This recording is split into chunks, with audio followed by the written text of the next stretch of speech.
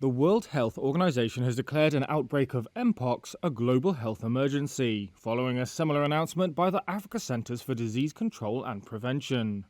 Here's what that means.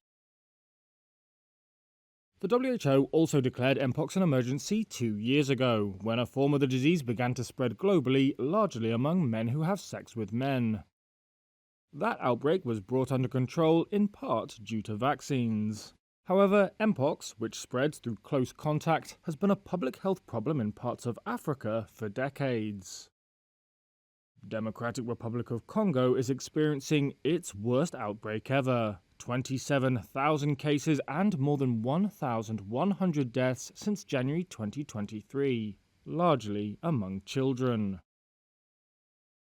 2 strains of the virus, which cause flu-like symptoms and pus-filled lesions, are now spreading in Congo, the endemic form, and a new offshoot. And it's this new form of Mpox that has triggered global concern. That's because it seems to be spreading more quickly, and little is known about it.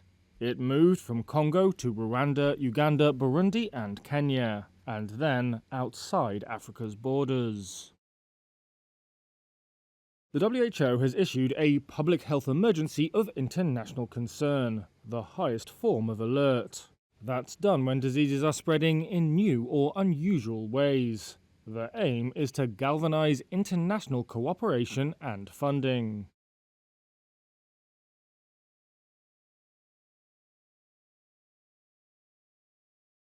Scientists hope efforts to get more medical tools and funding to Congo will be sped up to help tackle the outbreak and study the virus. However, in 2022, a WHO appeal for $34 million to fight Mpox got no take-up from donors. There was also huge inequity in who got access to vaccines. African countries did not receive the 2 shots used in the global outbreak, made by Bavarian Nordic and KM Biologics. 2 years later, that remains the case, though the WHO has appealed for donations from countries with stockpiles. The Africa CDC has said it has a plan to secure vaccines without elaborating, but stocks are currently limited. Mpox is a significant health problem that is killing some of the most vulnerable people in the world, including children.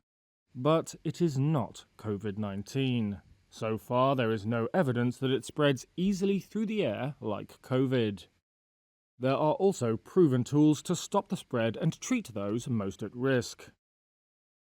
The challenge now, which the emergency declarations have aimed to highlight, is to make sure those tools reach those who need them most, in Congo and its neighbouring countries.